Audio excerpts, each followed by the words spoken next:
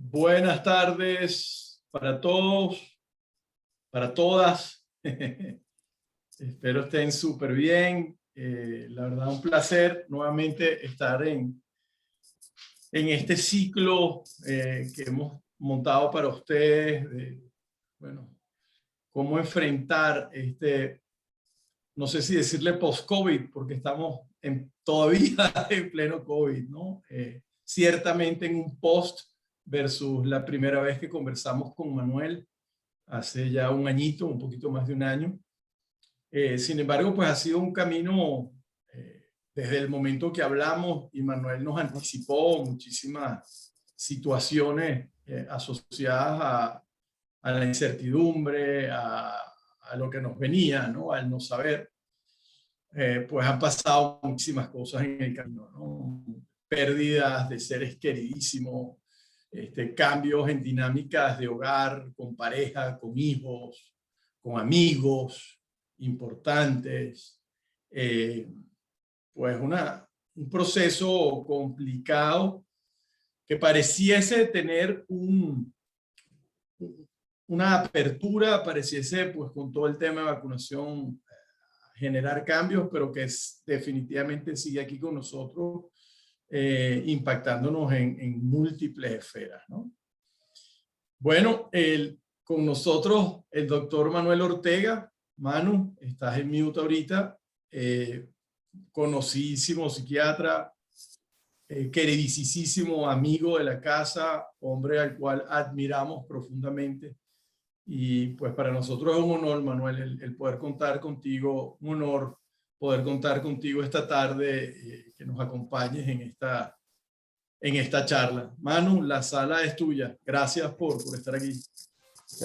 Muchísimas gracias, Juanvi, Noli, Miguel, que no puede acompañarnos hoy por razones familiares de COVID, y a todos ustedes, compañeros del Santiago, por estar aquí, por acompañarme.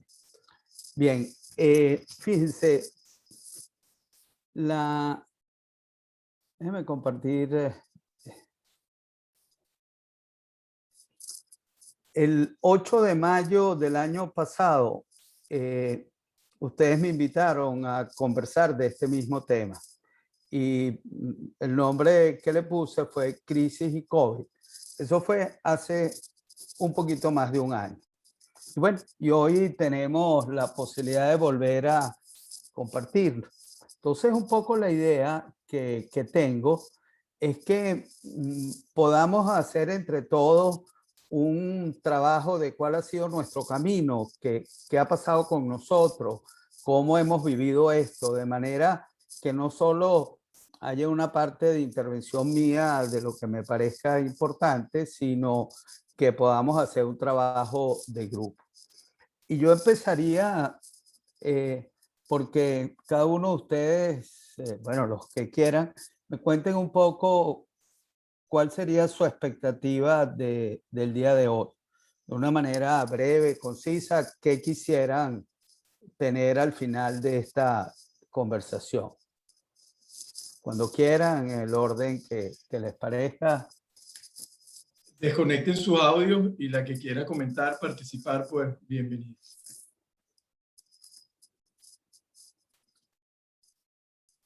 Nadie. Hola, Alex. Yo quiero participar, Elena Machado. Hola, Manuel. Te mando un abrazo. Un placer. Igual, saludos a Samir. Seguro, de tu parte, gracias. Mira, yo creo que mis expectativas quizás serían que al final de esta charla tuviésemos algunas herramientas para sobrellevar todo este malvivir que tenemos ahorita, ¿no? Y entender que esta pandemia o este virus llegó para quedarse y que tenemos que o hacernos amigos de él o entender la vida ahora junto con él, ¿no? Ok, buenísimo, Elena. ¿Qué más? Hola. Perdón. Hola, mi nombre es Claudia Mujica, soy promoción 1994. Hola, ¿qué tal? Yo soy paciente post-COVID. Okay, yo tuve COVID, fui diagnosticada el 26 de marzo, me dieron de alta el 17 de abril y quedé con varias patologías asociadas a lo denominado el COVID prolongado. Soy mamá, tengo una hija que va para primer grado. Y más allá de las cosas que, bueno, que todos manejamos, la crisis en Venezuela, el tema económico, veamos todas las circunstancias de la vacunación, que está muy compleja y aparentemente en este momento pareciera no haber vacunas. ¿Cómo hacemos para, porque yo miedo no tenía antes, yo nunca tuve miedo al COVID hasta que lo tuve. ¿Cómo manejar ese miedo después que tuviste el COVID? Porque ahora estoy siendo muy proactiva, me meto en todas las charlas, me he puesto a estudiar nuevamente, a hacer muchas cosas, apartando por supuesto la educación de mi hija, para ocupar la mente, pero el paciente post-COVID sí queda afectado, porque he hablado con varios, quedamos afectados emocionalmente. Sí, sí, eso está bien reportado, Claudia. Hablamos de eso en algún momento de nuestra conversación. Gracias por tu participación. ¿Quién más me ayuda con esto para orientarme? Hola, buenas tardes. Buenas tardes, Manuel, es Ingrid Bardaz. Ingrid, buenas ¿cómo tardes estás? a todos los... He vuelto, estoy retomando los jueves con las interesantes actividades que los exalumnos nos brindan, de verdad que sí. Un placer Bienvenida, saludarte. profe, bienvenida. Gracias, Juan y Noli.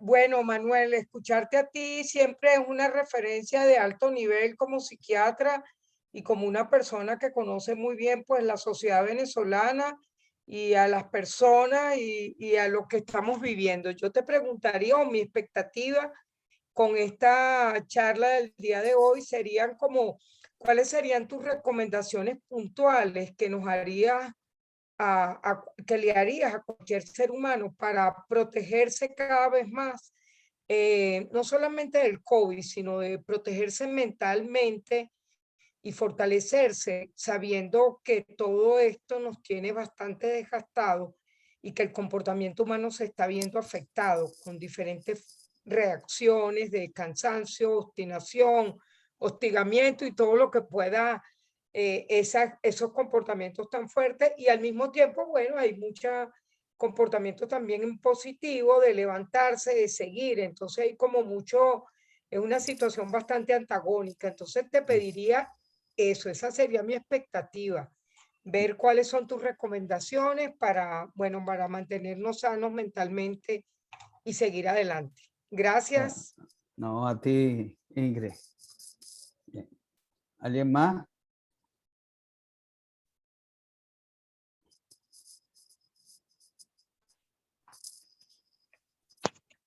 Okay. Buenas tardes, doctor. Aprovecho para saludarlo porque yo soy el padre Duque. Fui su alumno en medicina, en psiquiatría hace años. Tenía añales sin verlo. Bueno, qué alegría verlo por acá y nada, muy pendiente de escuchar sus palabras sobre el COVID. No tengo ninguna pregunta en concreto, pero solo quería aprovechar para saludarlo. Okay, gracias. Jan, bienvenido. Manuel, Jan, gracias. En el ciclo de charlas, Jan en 2 semanas va a estar con nosotros abordando el espectro espiritual, ¿no? Sí, gracias, Jan, por estar aquí con nosotros. Mucho cariño. Okay. Igual, nos vemos. Bueno, con esto me sirve para orientarme y ir viendo cómo cumplo con las expectativas. Voy a tratar de que nuestra reunión sea lo más interactiva posible.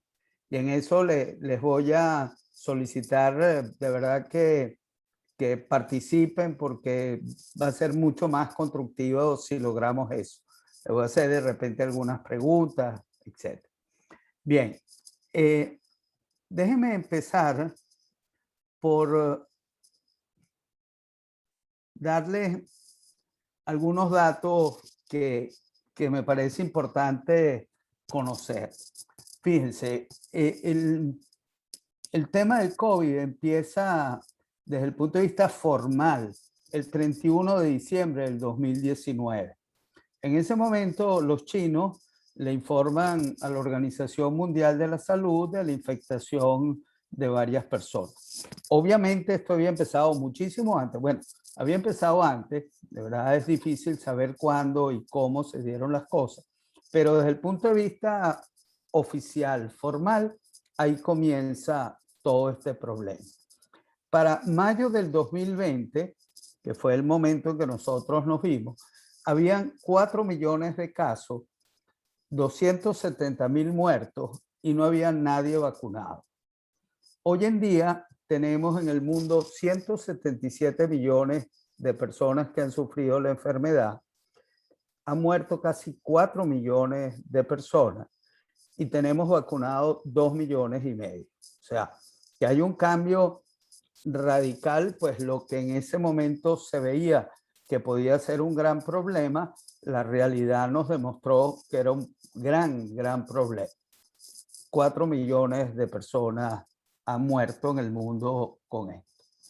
Y si vamos al número de casos, yo se los dividí en aquellos países que han muerto han tenido más de 10 millones de casos, de 5 a 10 y menos de 5.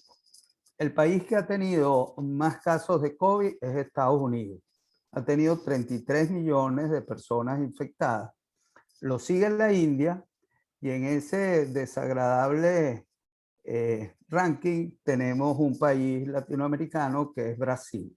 Brasil ha tenido un gravísimo problema.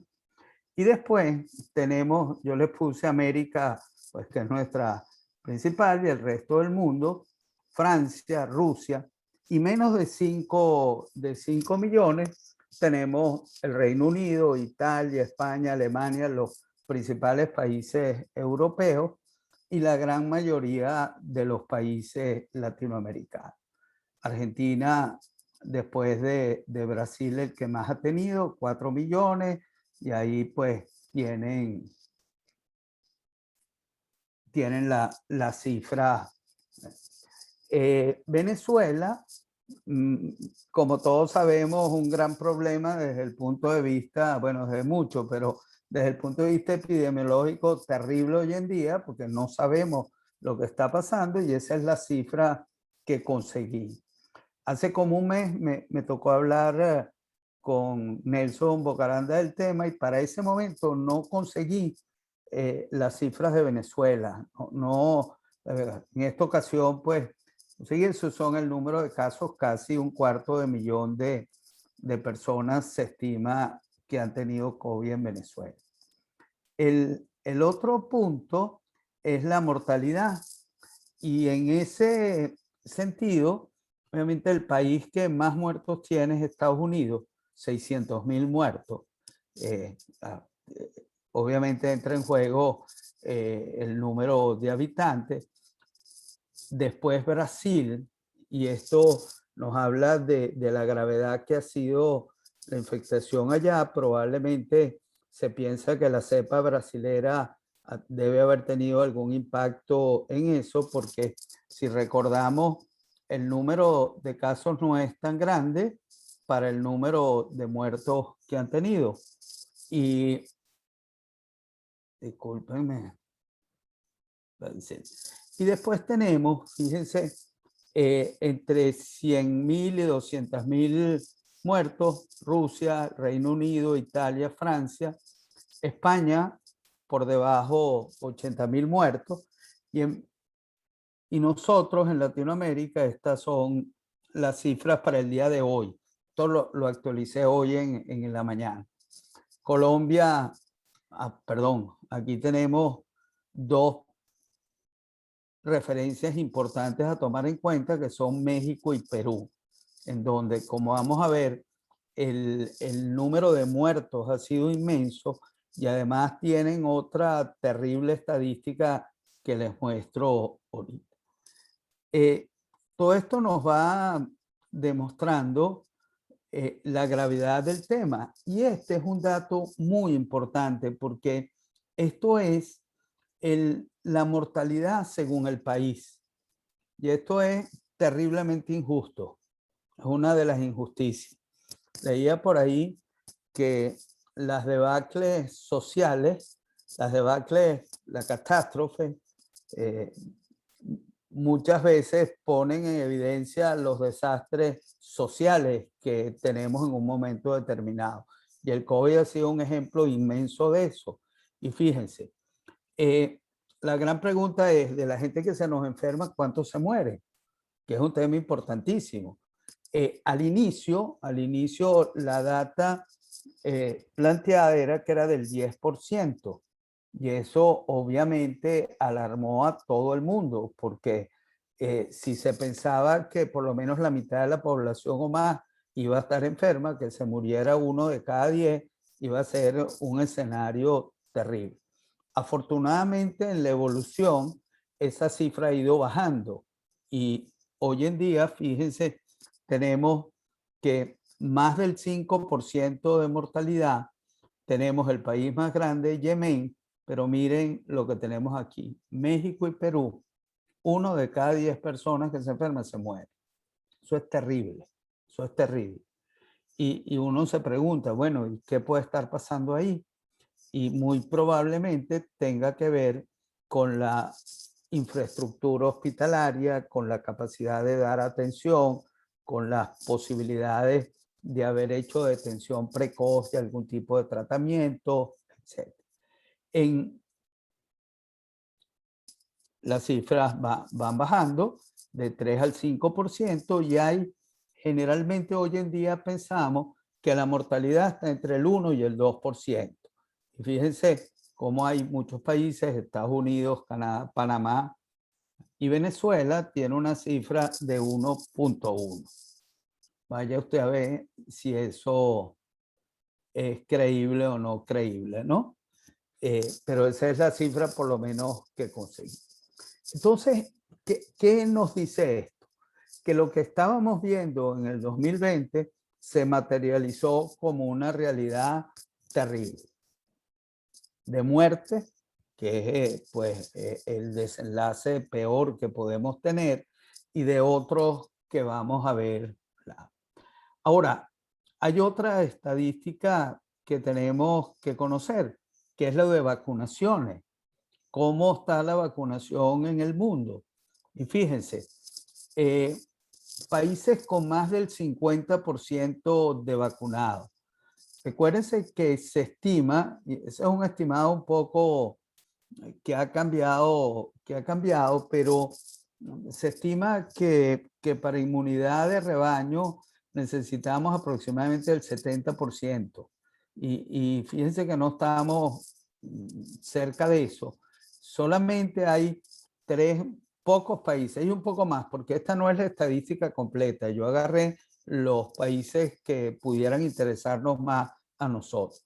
Pero fíjense, el país, pues, los sitios con más efectividad, San Marino, Israel. Israel ha hecho un trabajo excelente de vacunación. Después tenemos sociedades que han llegado a más del 40%, y fíjense que ahí tenemos a Chile, es el único país latinoamericano que ha llegado a eso.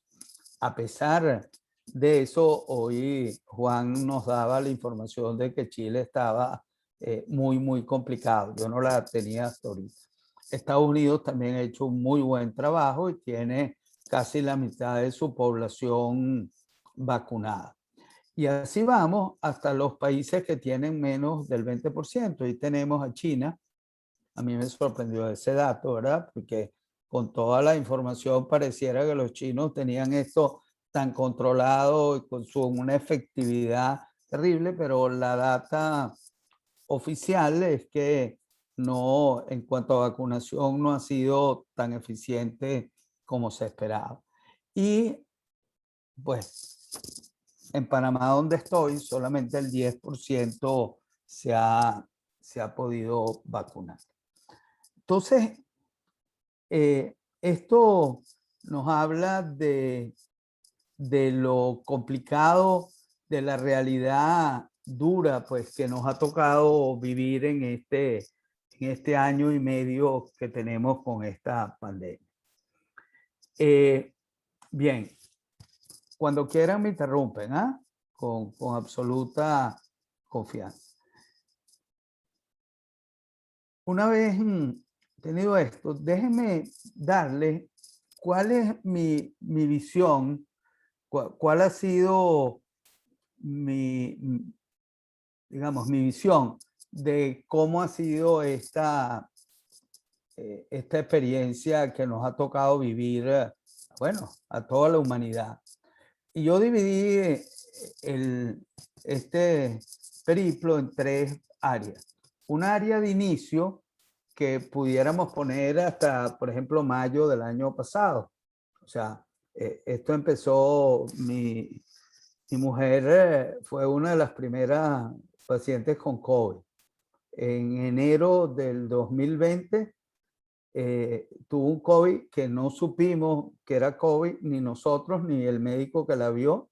Estaba en Los Ángeles cuidando a una nieta y se sintió horrible, que si hubiéramos sabido ahorita hubiera terminado hospitalizada, porque tuvo disnea, fiebre alta, todos los síntomas de COVID.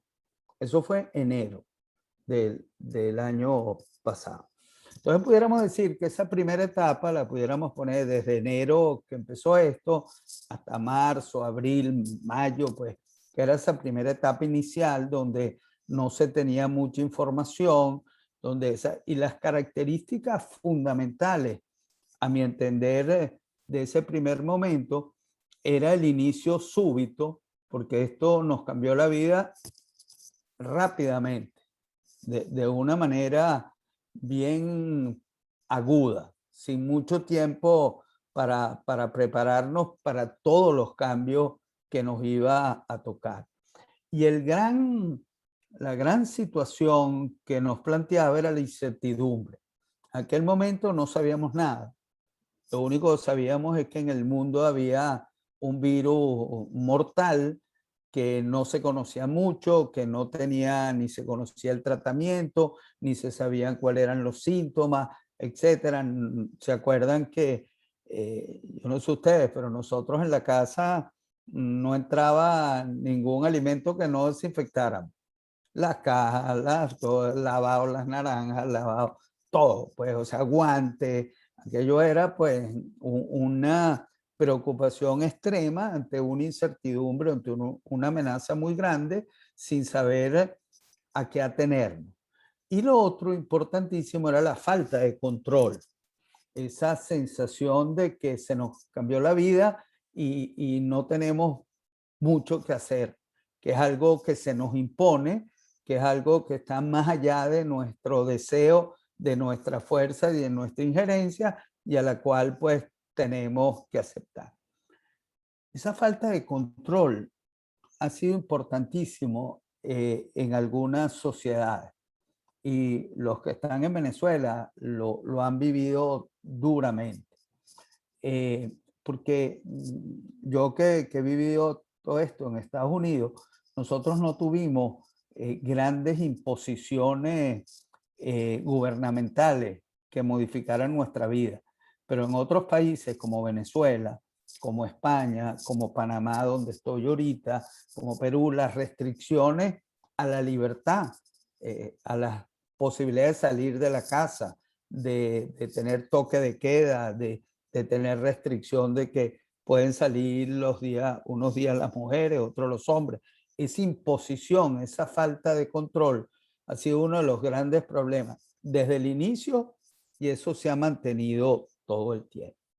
Y desde el punto de vista psicológico, el elemento más importante en ese inicio era el miedo, era la ansiedad, la preocupación.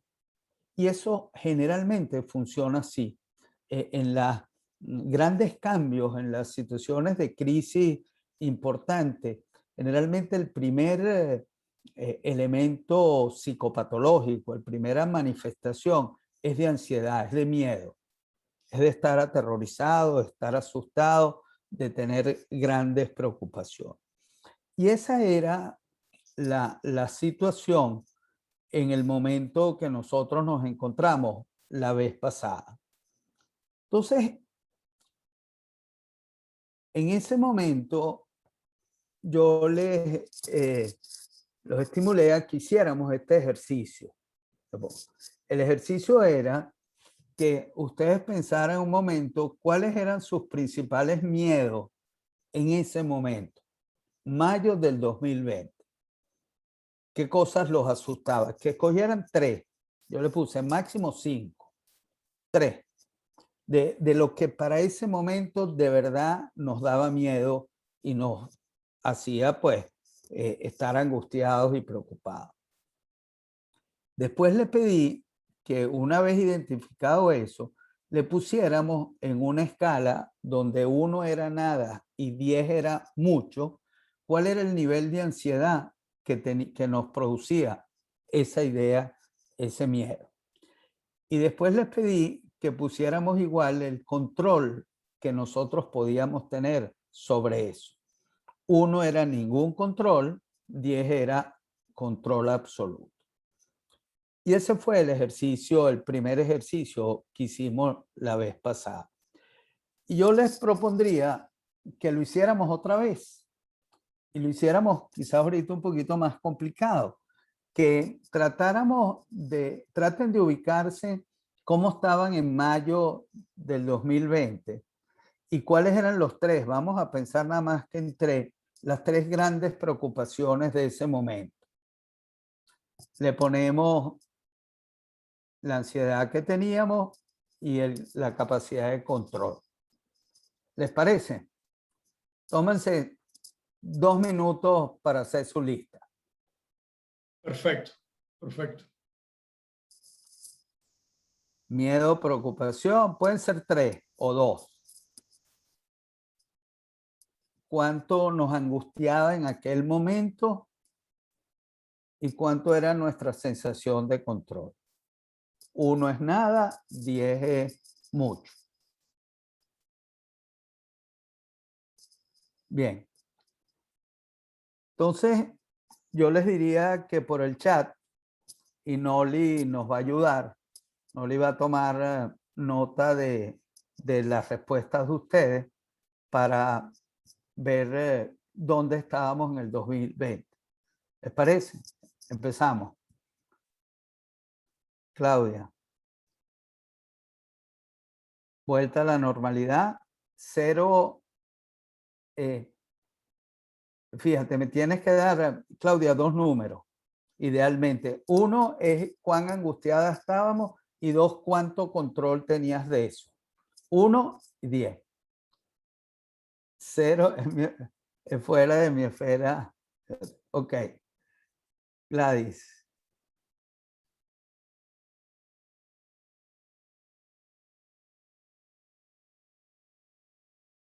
¿Te arrepentiste, Gladys?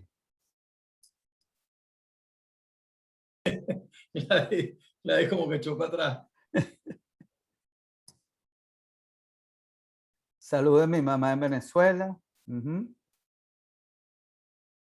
Ok.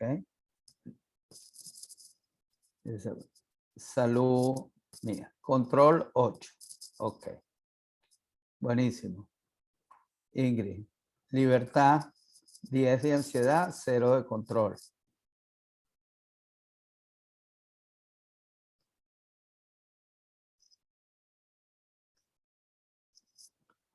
¿Qué más?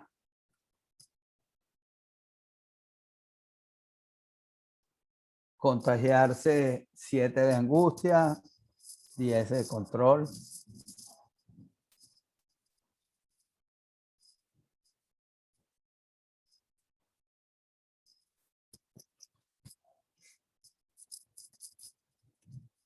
Lo desconocido para Alexandra, 10 y 1.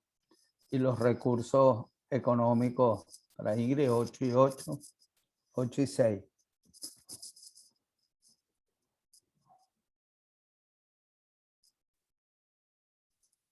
Gladys, ¿cuándo volvería a ver a mis hijas?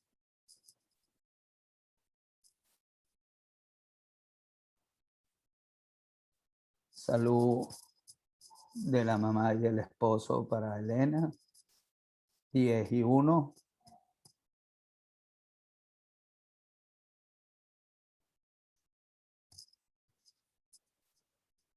Ok. Tenemos una buena representación de lo que nos pasaba en ese momento. Y les explico cuál era la razón de ese ejercicio. Fíjense, el objetivo, la razón, es que cuando uno está angustiado, y en ese momento era muy claro porque la angustia era, digamos, prolífica, era muy amplia, había muchos factores. Generalmente la sensación de ansiedad se transforma o se vive como una esfera que lo abarca todo y de la cual uno no puede discriminar. Entonces, el solo hecho de que uno pueda discriminar y nominar qué es lo que uno lo angustia, que uno puede decir, oye, mi angustia es si puedo volver, cuándo puedo volver a ver a mis hijas. Esa es mi angustia fundamental. Eso es distinto a decir, yo me estoy muriendo de la angustia. Yo estoy desesperada, yo esto no lo tolero, yo no sé qué me pasa. Mi angustia es la salud de mi mamá y de mi esposo. Eso es lo que a mí me angustia en este momento. Y lo otro que me angustia normalmente es la libertad, el sentir que voy a perder la libertad de poder decidir lo que yo sé. El hecho de ya, como les decía, discriminar y nominar produce una disminución importantísima de la ansiedad. Y el segundo elemento, digamos, como herramienta práctica de este ejercicio tan sencillo, es que el darnos cuenta de cuál es la capacidad de control nos permite decir que si, por ejemplo, hay algo en lo cual yo no tengo control, la libertad, salir, ¿está bajo tu control o está bajo control del gobierno que dice semana pues absoluta? No es tuyo, ¿verdad? Entonces, las cosas que no están en el control de uno, lo más saludable es ponerlas de lado. Porque muchísimas veces lo que nosotros tratamos y hacemos es estar en un círculo permanente de ansiedad por algunas cosas que en ese momento no vamos a poder controlar. Y lo que tiene sentido es decir, pero yo esta parte sí la puedo controlar. Por ejemplo, ¿cuándo voy a volver a ver a mis hijas? Yo ahorita no tengo control de cuándo voy a poder salir de Venezuela porque me imagino que las niñas estarían fuera geográficamente, estarían en otra ciudad o en otro país, etc. Yo no tengo control de cuándo se van a abrir las fronteras y yo voy a poder salir. O sea que no puedo, debo tratar de ver cómo yo tolero esa realidad como un hecho que está ahí en este momento. Pero lo que yo sí puedo hacer es buscar otras maneras de contacto con mis hijas. Yo sí puedo, presencialmente no voy a estar, no las voy a poder tocar, no las voy a poder besar, no les voy a poder dar un abrazo, pero sí puedo tener otras formas de vínculo importantes, que fue lo que hicimos la gran mayoría de nosotros. ¿Por qué estamos por Zoom? Porque Zoom fue una herramienta extraordinaria en este momento y nos permitió a casi todos tener un vínculo afectivo con gente querida que, digamos, yo tengo que no veo a mis hijos, tenía 2 años largos con algunos. Obviamente en lo que me vacuné y pude viajar, lo primero que he hecho, estuve en República Dominicana, estuve en España, ahora estoy aquí, viéndolos, ¿por qué? Pero mientras tanto, que eso no estaba bajo mi control, hice lo que hicimos la gran mayoría, buscar otras formas. Y ahí hubo un gran aprendizaje que ha sido una de las ganancias del COVID, porque esta experiencia también nos ha traído aprendizaje importante. Y uno de los grandes aprendizajes es que el afecto va más allá del contacto y de la cercanía geográfica y del contacto físico, que el afecto se mantiene, que el amor se expresa, que el cariño existe, independientemente que yo no pueda tocar y tener una presencia física.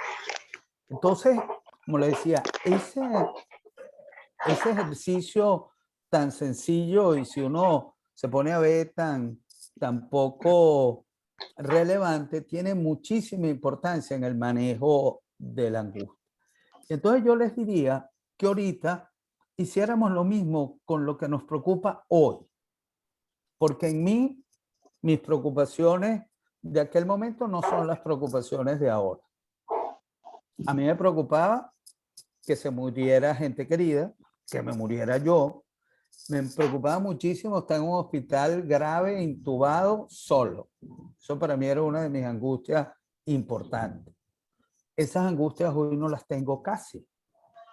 Morirme yo, pienso que me va a morir de cualquier cosa y rarísimo que sea de COVID, que probablemente no me va a tener que hospitalizar. Entonces, esos miedos, que eran mis miedos más fuertes en aquel momento, hoy en día son bajísimos, no me perturba, tengo otras preocupaciones. Entonces, los invitaría a que hiciéramos el mismo ejercicio. Vamos a dejarlo en una. ¿Cuál es la preocupación básica que tenemos hoy? Y le ponemos los dos números: intensidad y control. Vamos. Vale, perfecto. Vamos.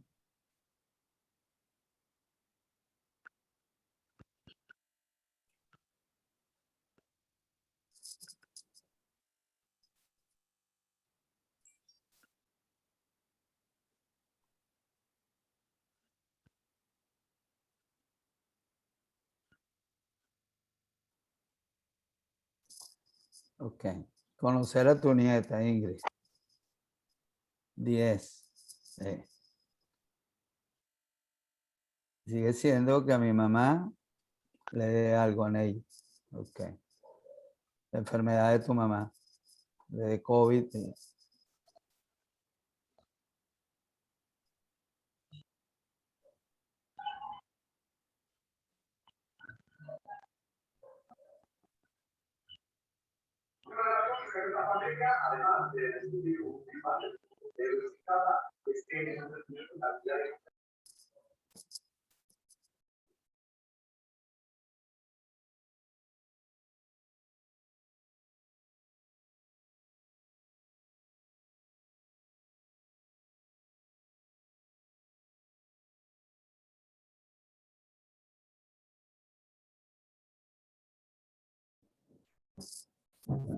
Decía Claudia que la pasó muy mal, una muy mala experiencia.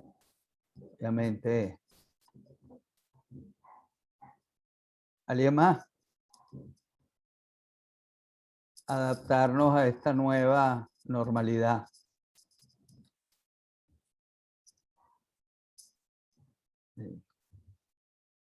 Ese es un punto importante, porque sabemos que la vida cambió. Eso sí, depende mucho del país donde esté. Sin duda que hace diferencia.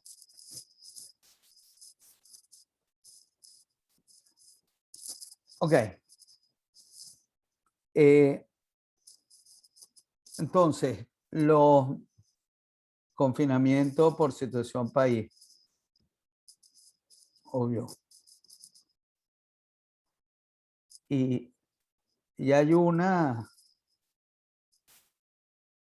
que pudiera estar ahí, que yo le he visto mucho en mi trabajo clínico, que es la decisión de si me vacuno o no me vacuno. Que para mucha gente es una decisión muy complicada. Para algunas personas, vacunarnos era obvio que era la mejor alternativa y nosotros, pues Conchita y yo, al comienzo planteamos que íbamos a esperar un poco, pero en lo que tuvimos una información más decantada de cuál era la base, digamos, científica de las vacunas, dijimos, en lo que podamos, nos vamos a vacunar. Para alguna gente, una gran preocupación es si va a tener acceso, porque en Venezuela ese es un gran problema. Es una de las grandes injusticias sociales. La poca disponibilidad de vacunas y el manejo, pues, que se haga de la distribución de ellos, que son temas bien duros, ¿no? Bien crueles. En otras situaciones, como en Estados Unidos, el problema No era la obtención, era la decisión si quieres o no. Pero bien,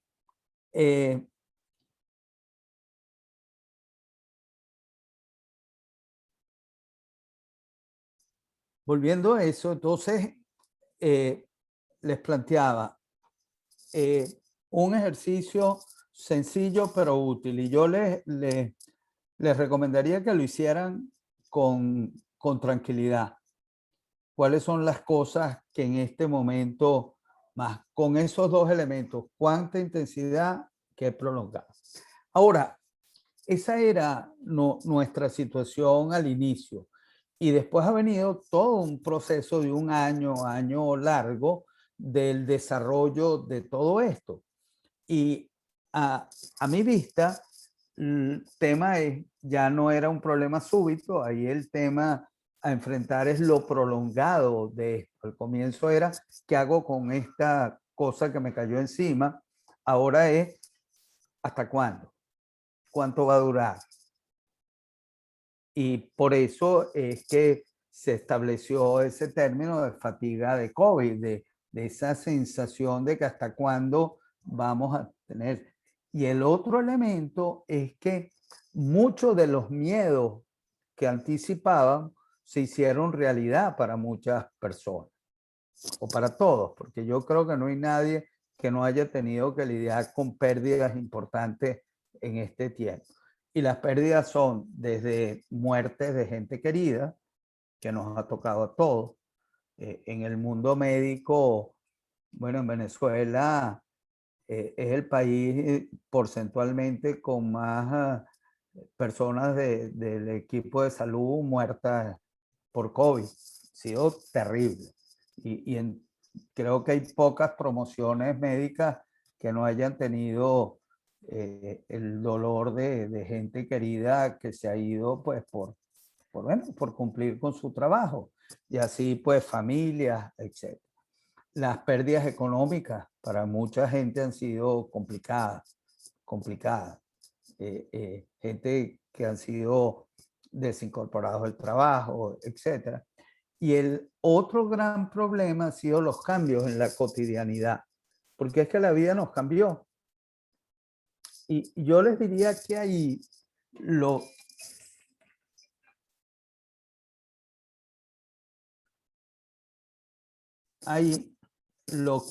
que yo más he visto, las situaciones más complicadas han sido, uno, a nivel de la interacción de la dinámica familiar, que incluye la pareja y todos los miembros, que tiene que ver con una relación, digamos, de una intensidad temporal que no es usual. Estar juntos 7x24 por 30 días. Eso es una condición anómala en la dinámica familiar occidental nuestra, que ha generado, al comienzo, lo que yo vi era que muchísimas familias se sentían que ganaban con eso, porque se reunían, tenían los hijos de vuelta, disfrutaban de su hogar, etc. Pero al poco tiempo, lo que empezó a aparecer es que se generaba una situación de irritabilidad y de conflicto bastante más intensa de lo que cotidianamente la familia tenía. Y eso es obvio, porque si tú pegas mucho, la gente tenemos una distancia óptima de relación. Cuando esa distancia se hace más cercana de la que uno desea, viene en conflicto. Si es muy lejana, lo que hay es el deseo de acercarse. Entonces, ¿qué nos hizo el COVID? Que nos pegó más de lo que uno deseaba o estaba acostumbrado. Eso ha traído infinidad de conflictos de pareja, divorcios, separaciones, producto de esa convivencia forzada, no natural. Y lo mismo con los hijos, porque para muchísimas familias ha sido terrible tener a los hijos en la casa en clases online, clases a distancia, que ya es un esfuerzo para el muchacho mayor, porque los grandes perdedores con el COVID han sido las personas mayores que por mucho tiempo tuvieron que estar solas por miedo a enfermarlo, y los niños porque se le cambió su rutina con poca capacidad de adaptación que tienen los niños. Entonces los niños no podían salir con sus amiguitos, jugar a la calle, tener un espacio para ellos, sino que tenían que estar en la casa trancados, sin poder hacer ejercicio de su motricidad, etcétera, y a la vez pegado de los padres que tenían que muchísimas veces tener que trabajar en la casa y atender al niño, o salir las personas que les tocaba salir sin poder atender a sus hijos. Ejemplo, conozco a alguien que tuvo que mandar a sus hijos para otro país porque no los podía, trabajaba en la calle, no podía tener a los hijos porque se quedaban solos en la casa. Entonces, ese cambio generó irritabilidad, distancia en la cercanía territorial, una gran distancia afectiva. Para los niños ha sido un esfuerzo inmenso.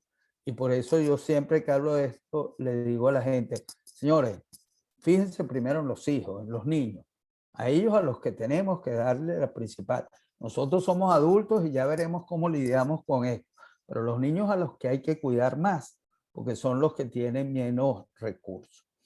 Y obviamente, pues la otra cosa importante es el cambio en la manera de trabajar. El trabajo cambió. Para alguna gente, para bien. Esa ha sido una de los cambios que puede ser muy beneficioso para muchísimas personas.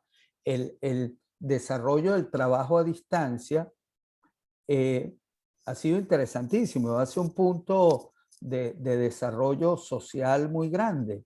Primero, le demostró a las empresas que sus empleados pueden ser muchísimo más responsables de lo que ellos pensaban.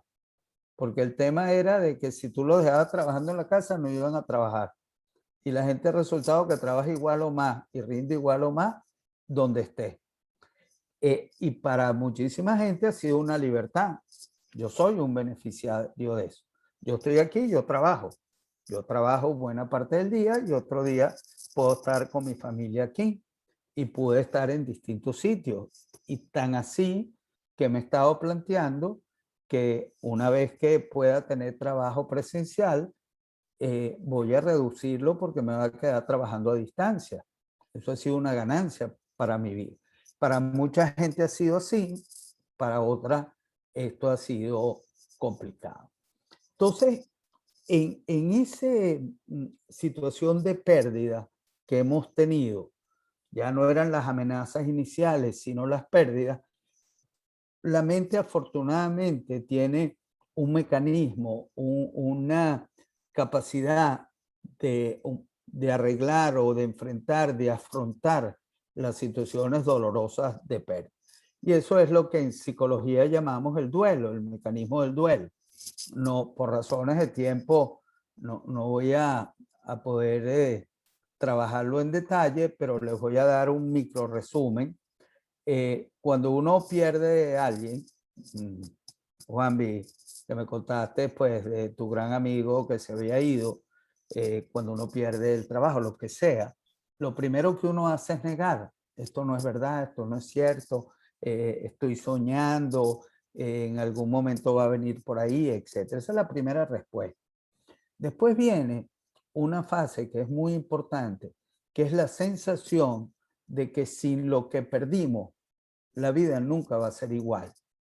Que con lo que se fue nuestra felicidad, nuestra capacidad de una vida productiva, buena, etc. Si se los pongo un ejemplo rudo, si me amputan mi pierna, yo no voy a poder ser nunca feliz. No va a haber manera.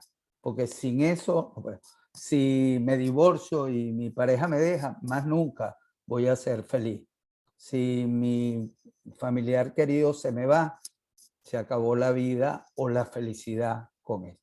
Ese es un momento importantísimo del duelo y que nosotros lo hemos sentido porque El tema es que nosotros perdimos una cotidianidad. Yo no lo llamaría normalidad, porque es que la vida de antes tampoco era muy normal. No es que antes estábamos normalísimo y buenísimo y ahora estamos vueltos un desastre. Eso no es verdad. Teníamos una cotidianidad, y una cotidianidad con cosas muy buenas, pero con cosas complicadas. Y la sensación es que al perderlo, ¿cómo vamos a vivir sin eso? Y la realidad es que las personas aprendemos a vivir sin lo que perdimos y a vivir bien. Después en el duelo viene toda una época emocional, de revuelta emocional, tristeza, angustia, rabia, culpa, orgullo de la manera como uno enfrenta las cosas, hasta que llega el momento en que uno supera las pérdidas. Y cuando uno puede hacer un duelo adecuado, al final la vida continúa y continúa bien. Diferente, pero bien. Y ese es el reto que nosotros tenemos ahorita. Porque alguna gente se plantea que la posibilidad de ser feliz es volver a lo que teníamos. Que si volvemos, que cuando el COVID se vaya y volvamos a tener y volvamos a tener nuestra normalidad, entonces vamos a ser felices. Y esa es una visión que no nos va a ayudar. La visión es, las cosas cambiaron y no sabemos hasta dónde y cuánto van a cambiar. Porque quién sabe cuándo vamos a salir de esto. Tenemos cambios importantísimos, beneficiosos. El más importante es la vacunación. Pero lo que tenemos que desarrollar es esa visión de que lo que nos toque vivir, la nueva cotidianidad, tendremos que buscar la manera de poderla vivir lo mejor que podamos y adaptarnos a las nuevas condiciones que la vida nos va a dar. Porque ese es el camino, siempre, siempre, ante los cambios. Y además, poder tener un poco la esperanza de que van a venir cosas buenas, de que vamos a perder como hemos perdido, pero que van a venir cosas buenas, que la vida siempre da la posibilidad de alternativas de felicidad y de tranquilidad y de una vida digna y que valga la pena. Y ese es el proceso de duelo en el cual estamos nosotros hoy en día metidos en esa visión. No sé si soy claro. Transparente, mano, clarísimo, clarísimo. Hay muchos comentarios interesantísimos en el chat que van totalmente en línea con lo que vas comentando. Aida nos comenta que te tienes que adaptar, pues te ajustas y no es precisamente lo que quieres, pero bueno, te toca y vas para adelante, ¿no? Luego es el cambio que hay intrínseco en nosotros, todos cambiamos, y es lo que comenta Noli, los que cambiamos somos nosotros, ya no somos los mismos, ¿no? Bueno, definitivamente el cambio, esto vino y generó cambios y tenemos que vivir con ellos, ¿no? En las dimensiones y con el impacto que tenga. Y ahora te hago un comentario ahora final. Por cierto, Juanvi, ¿cuánto tiempo tengo? No tenemos, no hay nadie esperando. Ok, me puedo tomar unos 15 minutos más. Sí, con toda la tranquilidad. La verdad que un placer. Esto ha pasado, se ha pasado demasiado rápido. Okay. Entonces, fíjense, la tercera etapa que se pega con esta es nuestra etapa actual, porque hay un hecho, cuando la gente dice estamos igual, yo no estoy de acuerdo con eso. Nosotros tenemos un hecho real, concreto, que ha dado un cambio a la situación que estamos viviendo, y es la vacunación. Mientras no teníamos vacunación, los tratamientos son pobres. Se mejoró porque se entendió la fisiopatología y se tenían cosas un poco mejores. Pero al fin y al cabo tampoco hay grandes avances en el tratamiento médico del COVID. ¿Ok? pero la vacuna sí abre un camino importante. Entonces, en este momento, lo que nos toca es la visión de futuro. Cómo nosotros nos planteamos ante la vida que nos va a tocar. Entonces, ahí hay dos vertientes. Una, la fatiga. Coño, porque estamos cansados. Ha sido duro. O sea, pero uno echa para atrás y dice, wow, yo personalmente, yo tuve un año, Conchito y yo tuvimos un año en un apartamento donde no salíamos sino una vez a la semana a hacer compras y no aceptábamos a nadie en la casa. Conchita tiene su hermano allá y no lo vio por un año. A 10 minutos en carro. Yo tengo una sobrina queridísima que tampoco la vi. Lo único que yo me permití era ir a jugar tenis, porque tuve la suerte que había un sitio donde estaba muy bien cuidado. Yo dije, bueno, este riesgo yo lo corro, porque es que el riesgo de no hacer ejercicio es mayor a que me dé en esa situación. Entonces,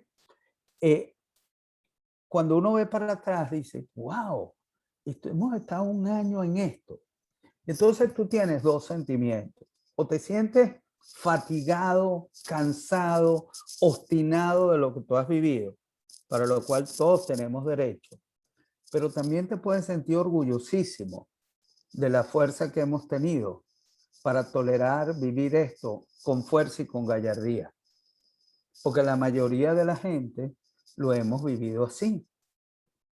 La mayoría de la gente hemos logrado, aún en estas condiciones tan terribles, poder mantener una nueva cotidianidad, poder cuidar a los hijos, poder mantener la casa, hacer los esfuerzos económicos, tolerar la angustia que esto genera, etc. Entonces hay un sentimiento que tenemos que rescatar, que es el sentimiento de orgullo de nuestra fortaleza, de la capacidad que hemos tenido de enfrentar esto.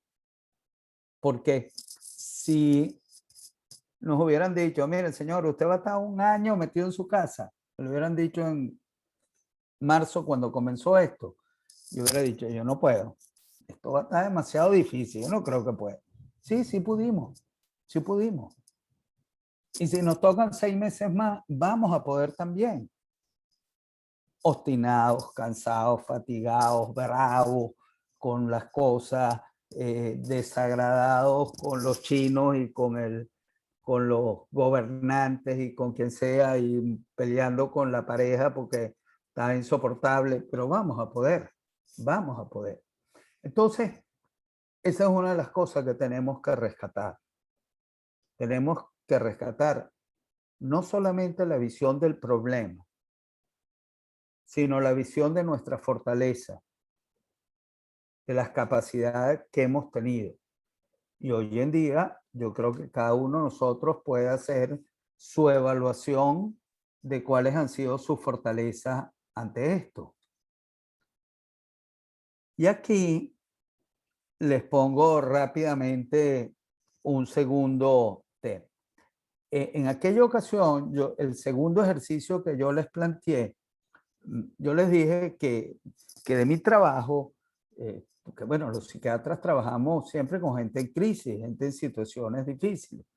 Y de mi experiencia, de lo que yo he leído, yo escogí 10 fortalezas, 10 elementos que nos permiten a los seres humanos superar la adversidad. Y en un taller que yo daba antes del COVID, esto lo tenía montado antes del COVID, yo le decía a la gente en el taller, califícate del 1 al 10, a mí me gusta esa escala, califica cuáles son tus fortalezas. Porque si tú las identificas, vas a poder saber en qué apoyarte y vas a poder saber qué tienes que mejorar. Y esas fortalezas, no se las voy a explicar en detalle, pero sí se las voy a enumerar. Y les plantearía que ustedes en su casa hicieran este ejercicio, del 1 al 10. Ponga, ¿cómo estaba esta variable en ese momento? ¿Cómo está ahora? ¿Ok? 1, nada, 10, mucho. Y fíjense cuáles son las fortalezas, se las menciono. La primera, y a mi entender más importante, un propósito, un proyecto. Eso es fundamental. Cuando uno está en crisis, tiene que buscar la manera de desarrollar algo que lo apegue y que le dé fuerza y lo motive. Que puede ser desde un gran proyecto hasta un proyecto tonto. Y ahí viene Víctor Frank, porque ese es un planteamiento de Víctor Frank, que tu hijo empezó a leerlo a raíz de todo esto. Porque Víctor Frank, que estuvo en 3 campos de concentración, él tenía un proyecto. Él dijo, yo que soy psiquiatra y psicoanalista, yo quiero entender qué es lo que hace que alguno de nosotros tenga fuerza espiritual, psicológico y no se quiebre, y que otro se quiebre. Y él se puso a estudiar eso, metido en esa, digamos, tragedia que le tocó vivir. Y él encontró que lo más importante era tener un propósito.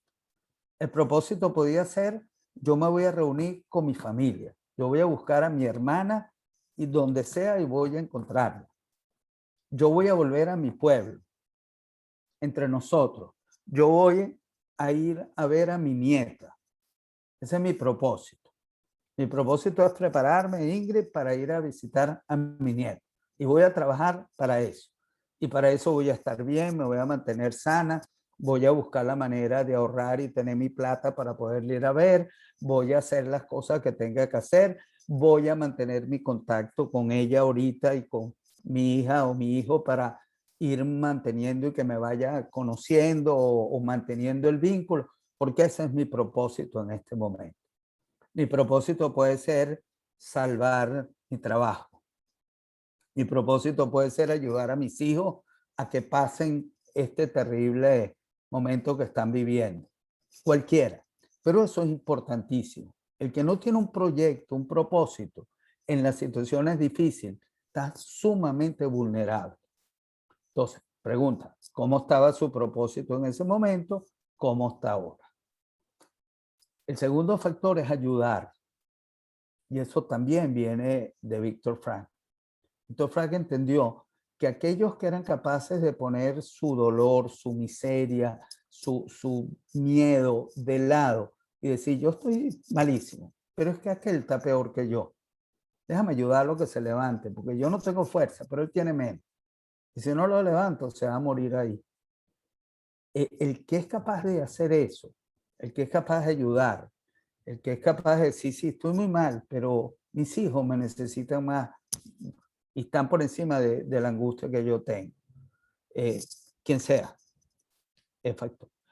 El otro factor es el optimismo, el poder tener, digamos, poder ver el vaso lleno, la mitad del vaso lleno, el poder decir, sí, verás terrible, pero bueno, también hay cosas buenas. Yo tengo cosas en mi vida, yo he construido cosas que en este momento tengo que me dan solidez. Yo tengo una familia que me da solidez, tengo un trabajo que yo he sido un hombre responsable y lo he podido preservar. Yo tengo vínculos afectivos que han sido sólidos, pues el poder ver y saber que al final las cosas van a tender a tener una solución. Flexibilidad, importantísimo en las crisis. El que está acostumbrado a hacer todo de la misma manera, de la misma forma, etcétera, las crisis son terribles. Responsabilidad. Este es mi problema y quien tiene que solucionarlo soy yo. ¿Se acuerdan el control?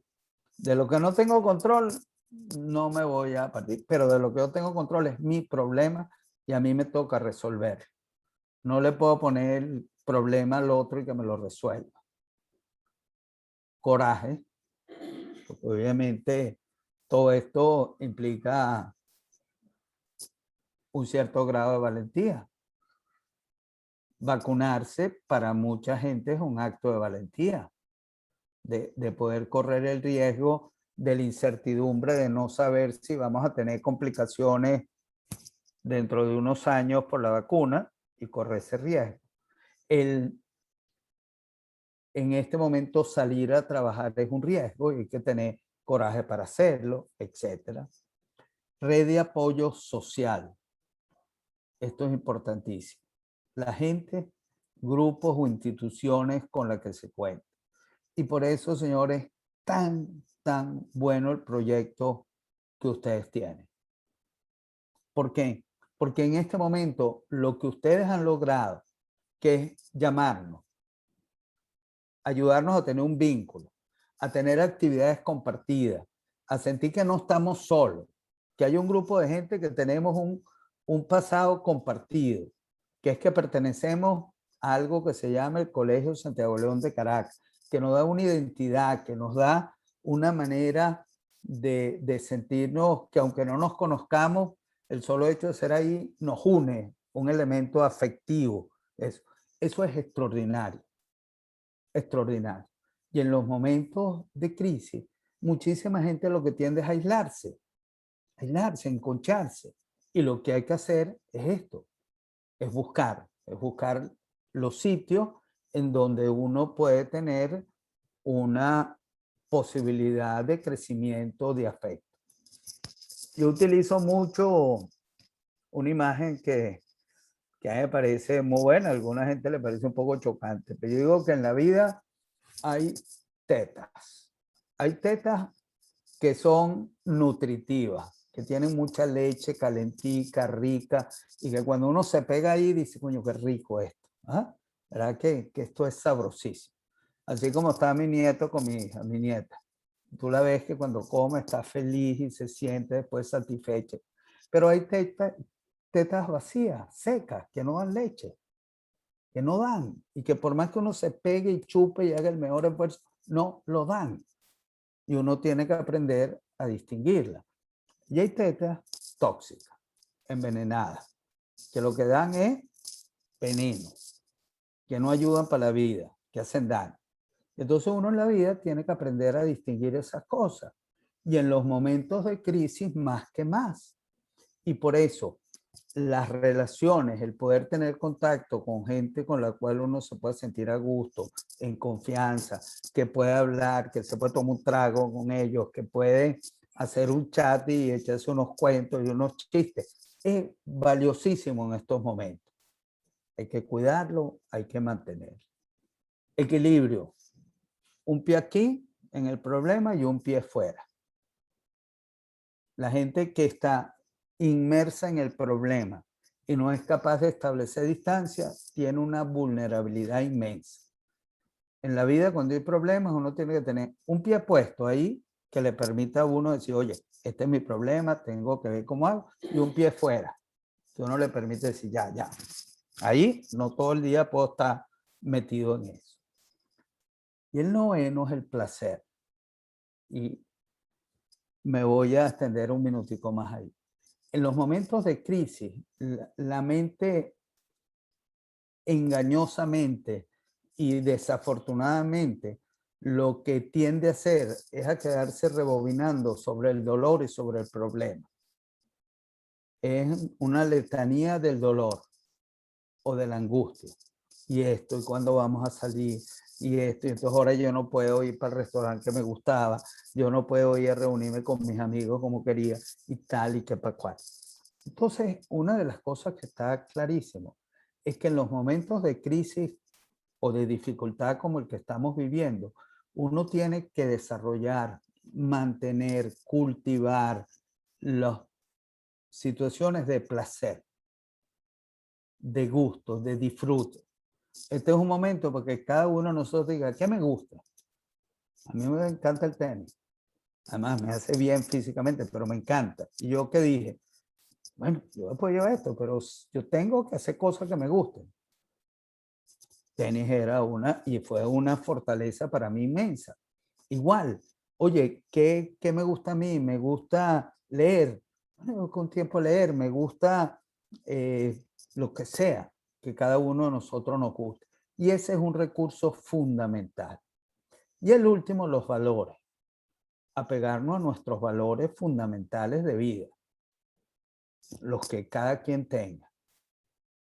No abandonarlos, porque muchísimas veces en esos momentos la sensación, ¿y para qué entonces yo voy a hacer cumplir con esto si mira cómo la vida me ha tratado? Fíjate todos los problemas y yo creyendo en la honestidad y creyendo en etcétera, etcétera, lo que cada quien cree. Entonces, los invitaría a que con esa idea general hicieran su propia visión, porque el resultado al final, te vas a recordar de esto, Noli, es algo así parecido a esto, que nos permite saber cuáles son nuestras áreas de fortaleza y cuáles son las áreas donde yo tengo que mejorar.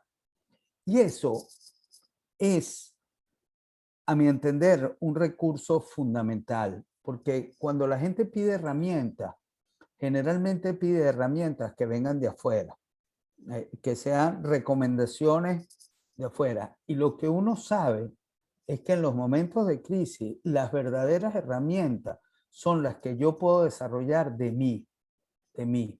Es la capacidad que yo tenga para que esto crezca. Esa es la verdadera herramienta. Como yo, en el caso de Roberto, que no tenía propósito, como él dice, oye, si no puedo estar, yo tengo que hacer algo. Si él disfruta mucho y es muy optimista, sabe que esos son sus grandes fortalezas para la vida. Entonces, por eso yo les decía que esto es muy importante, porque esto nos da el camino de cuáles son las áreas fundamentales en las que me apoyo y las que tengo que desarrollar. Por lo tanto, los estimularía a hacerlo. Bien. No sé si tienen alguna pregunta, algún comentario. Bueno, en el chat definitivamente, Manu, el tema de la red de apoyo social, el RAS, pues ha sido fundamental para muchos. El apoyo que logras a través de tus amigos, compartir esas convivencias. Claudia, bueno, aplaudiendo aquí, acá decir Claudia, ha sido un bálsamo tu conferencia.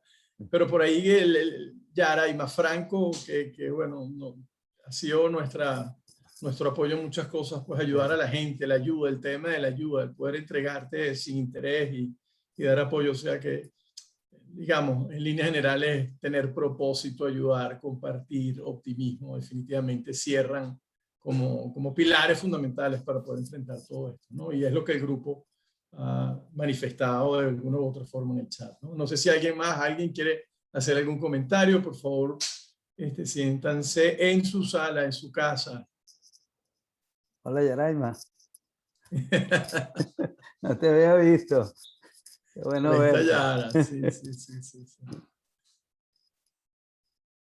Bueno, ¿alguien quiere hacer algún comentario? Sí, yo quería comentar y te quería agradecer, Manuel, sobre todo. Hay dos cosas bien interesantes. Todo lo que dijiste fue muy interesante, pero el ejercicio de volver la mirada sobre nosotros mismos, de cómo estábamos hace un año y de vernos ahora, al mes de junio, me pareció sumamente interesante. Creo que todos vamos a necesitar más tiempo como para sentarnos a pensar con calma, bueno, cuáles son los niveles de ansiedad y cómo están los niveles de control. Creo que tomar conciencia sobre eso es fundamental porque te ayuda a ver claramente y a no ahogarte donde no te debes ahogar. Enfocarte más bien en lo que sí puedes controlar y lo que sí puedes manejar. Ese ejercicio me encantó, te lo agradezco muchísimo. El otro ejercicio, por supuesto, es la rueda, ¿verdad? De las fortalezas, que me parece que es sumamente interesante. Yo que vine, te comenté que mi expectativa era, bueno, salir siempre con recomendaciones de este comportamiento humano que debemos tener para aguantar esta crisis. Y bueno, creo que esa rueda o esa ruleta nos ayuda. En lo personal me parece bien útil. Le tomé foto, me voy a sentar con calma a ver cuáles han sido mis principales fortalezas, bueno, y las voy a clasificar en términos del trabajo, de la vida personal, de la vida familiar, porque creo que de verdad el COVID ha traído también grandes beneficios, grandes cambios, grandes reflexiones. Así que muy agradecida y muy satisfecha con todo lo que nos has planteado. Gracias, Manuel. Gracias a ti, Ingrid. Por aquí está Yara, que levantó la mano. Yarita, ¿cómo No, estás? siempre. Hola. Entré tarde porque estoy de guardia, mi doc. Pero de verdad, bueno, tengo que, de verdad, siempre bienvenida, Yara, siempre bienvenida. Sí, desde el punto de vista personal y profesional, siempre es un apoyo de verdad escucharlo, ¿sabes? O sea, para mí la mayor revelación en el mundo fue saber que usted es santiaguero, o sea, de verdad que, wow, tenías que ser de nosotros, no podía ser de otra manera. Y a mucha honra, yo soy de los que tengo un grandísimo orgullo de ser santiaguero. Sí, no, pero de verdad que, bueno, nada, siempre escucho sus Instagram, los live, y de verdad que a mí me apoyan y me ayudan muchísimo. Y compartir con los demás esas fortalezas que uno tiene, o sea, por ejemplo, las cosas, parece increíble que yo, por ejemplo, particularmente no me cuesta nada decirlo, estoy por cumplir 54 años muy pronto, 4 de julio para quienes no lo saben, y...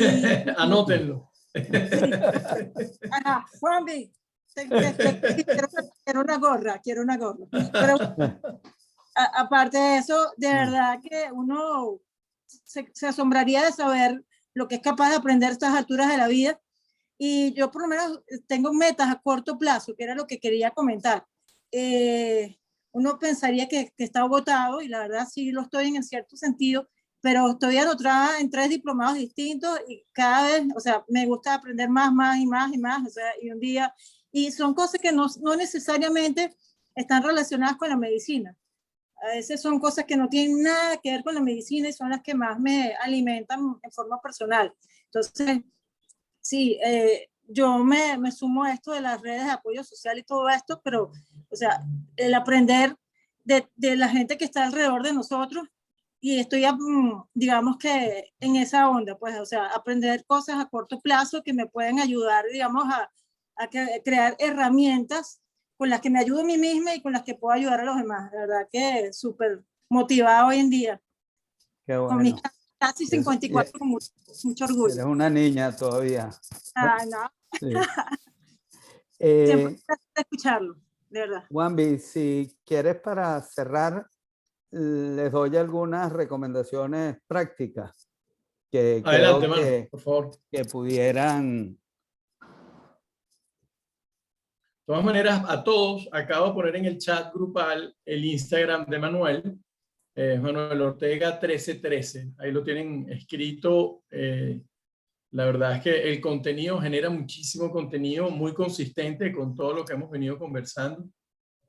Súper recomendable, maravilloso las pequeñas cápsulas que Manuel va arrojando 2 o 3 veces a la semana.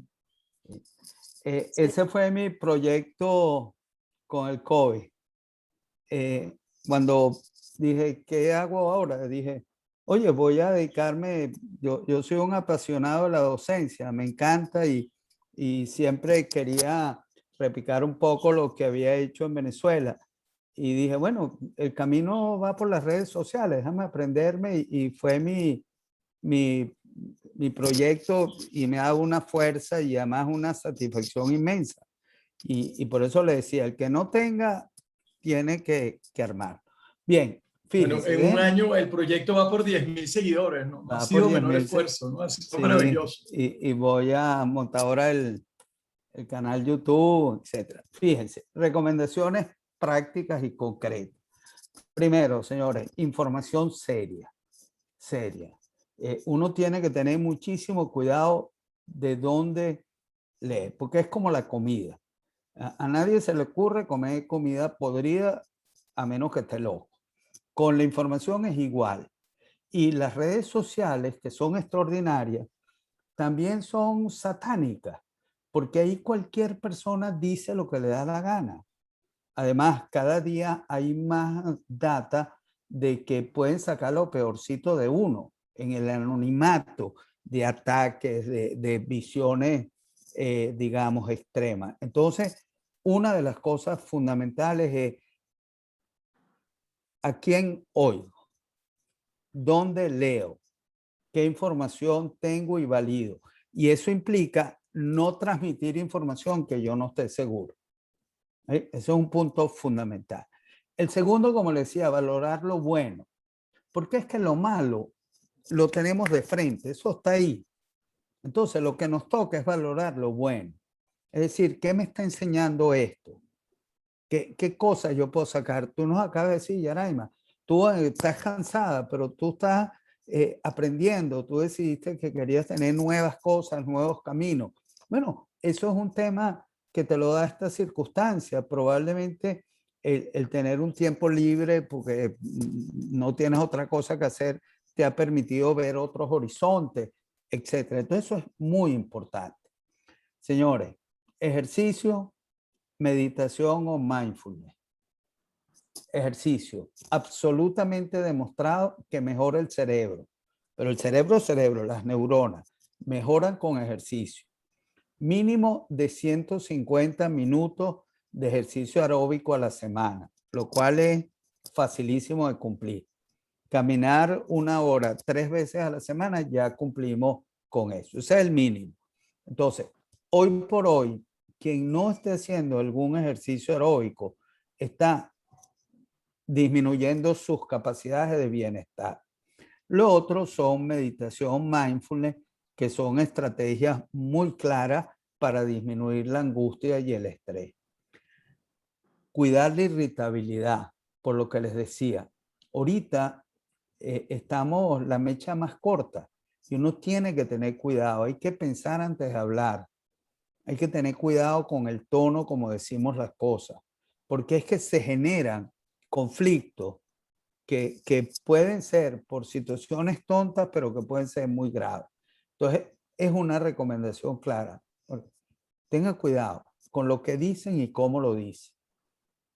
Tenemos que aprender a callarnos la boca, como decían las abuelas, cuenta 10. A mí me lo decía mi abuela, Manuel, cuenta 10 antes de hablar, para que no digas la barbaridad que estás diciendo. Entonces, tenemos que retomar esa capacidad por lo que veníamos hablando de nuestra nueva cotidianidad. ¿Ok? Y mucho cuidado con esto, porque en la pandemia ha habido un aumento del uso de sustancias, alcohol, marihuana, cocaína, hay que tenerle cuidado. Y por último, señores, si en algún momento sentimos que nos quebramos, porque eso nos puede pasar a todos, que hagamos un cuadro depresivo, que tengamos un problema de insomnio grave, que la angustia se nos haga demasiado intensa y se nos... busquen ayuda. Busquen ayuda en alguien pues, que trabaje en el área de salud mental, porque siempre hay posibilidades de mejorar y de poder tener una vida mejor. Entonces, como hechos concretos, les dejaría eso. Bien. Wow, Manu, gracias, o sea, les dejaría eso. Ahí está, ahí les dejo ese trompo. Ese trompo en esa uñita. Wow, Manu, no, reflexiones ciertamente muy, muy profundas. Me encanta escucharte, digamos, el tema del ejercicio, que definitivamente yo creo que es uno de los puntos que la gente había obviado por mucho tiempo y que todo este contexto COVID hace que sea mejor asimilado, ¿no? Ese ejercicio aeróbico que es caminar, que es subir, o sea, algo. Además, dispersarte y escuchar música mientras lo haces. Maravilloso, ¿no? Bueno, y tener mucho cuidado porque es muy fácil caer en sustancias, es muy fácil caer en el alcohol, en el cigarro y pues los derivados. ¿No? El apoyo es fundamental, tendemos a negar, es muy fácil para nosotros decir, tengo un problema del corazón o tengo una taquicardia, inmediatamente voy a un cardiólogo, ¿no? O tengo temas estomacales y busco al gastroenterólogo, o todos buscamos a Yaraima realmente. Pero cuando tenemos un problema mental, busquemos al experto sin miedo, no, apóyate, ¿no? Manuel, no sé, de verdad que muy movido por todas tus palabras, por toda digamos, la exposición, el trabajo, súper agradecido. Quisiera abrir la sala para cualquiera que nuevamente quiera hacer un comentario, pero nosotros desde la Asociación de Exalumnos, Manu, de verdad que muchísimas gracias nuevamente por tu cariño, por tu honestidad, por tu sinceridad, por ser tan genuino y tan valioso, tan profundo en cada palabra, en cada adjetivo, en cada recomendación, ¿no? De verdad que muchísimas gracias. Te abro la sala para cualquiera que quiera hacer un comentario. Elena. Empiezo otra vez ahorita, pero vamos. Que me siento muy orgullosa de que Manuel sea santiaguero. Yo fui alumna de Manuel en la carrera de medicina. Después nos hicimos amigos. Después también tuve la dicha de disfrutar todas sus participaciones en los congresos de dermatología. Es gran amigo de los dermatólogos. Y bueno, de verdad que estoy satisfecha. Bueno, mis expectativas fueron totalmente cubiertas. Muchas gracias, Manuel. Te mando un beso. Gracias a ti, Elena. Placer. Bueno, Manu, en nombre de la asociación, de todo el grupo de exalumnos, de las casi 40 personas que entraron y salieron durante este rato, de verdad que un abrazo virtual grandísimo. O sea que mi cariño para ti, para Conchi, es infinito. No. Gracias por todo. No, gracias a ustedes por la invitación. De verdad que un placer y el reencuentro con el Santiago y su gente siempre lo llena a uno. Así es que cuando quieran, ¿ok? Hasta gracias, luego, Manu. y buen bueno, fin de dejo semana. la invitación. Yo tengo la manito levantada, pero creo que no la dale, levanta, venga, bienvenida. No, es un comentario final realmente básicamente para todas las personas que están aquí. Me hubiera gustado que quizás lo hubiera mencionado antes cuando estaba más gente. Lo que está diciendo él es realmente cierto. Yo voy a compartir algo con ustedes. Mi esposo, a mí se me murió mi esposo, mi papá y mi mamá. Mi papá y mi mamá se murieron de COVID, pero mi esposo, que a pesar de que toda la vida fue un hombre extraordinariamente pro vida y extraordinariamente pro Dios y extraordinariamente, o sea, el hombre más feliz de la tierra, él se suicidó. Y cuando él, 2 meses antes de esto, empezó a decirme que se sentía deprimido, yo decía, no, vale, esto no pasa porque él nunca tuvo algo así. Entonces, yo creo, bueno, nada hubiera podido lograr, no lo sé, pero el caso es que cuando uno cree que no puede hacer nada, uno debe llamar a gente como Manuel o debe llevar a la gente al hospital. O sea, lo que estoy tratando de decirles es que la depresión, aunque la persona jamás ha mostrado signos de depresión, entonces tú tiendes a disminuir el evento, no debes dejar que pase. La depresión es como otra enfermedad cualquiera del ser humano y claro, es un tabú y todas esas cosas, pero la gente no debe ignorar las señales pensando que las cosas van a salir rápido. Por eso el comentario que él hizo de que hay que llamar a un especialista cuando tú ves que hay algo que no es igual y que puede estar afectando la psiquis de alguien, es importante llamar a acudir a los especialistas. Realmente es importante. Y no quiero cerrar con un tono desagradable para nada. No se trata de que nadie sienta ni lástima ni nada. Es simplemente un llamado a que no dejen que pase más allá en caso de que tengan algún caso, que vean en algún familiar cercano o en ustedes mismos.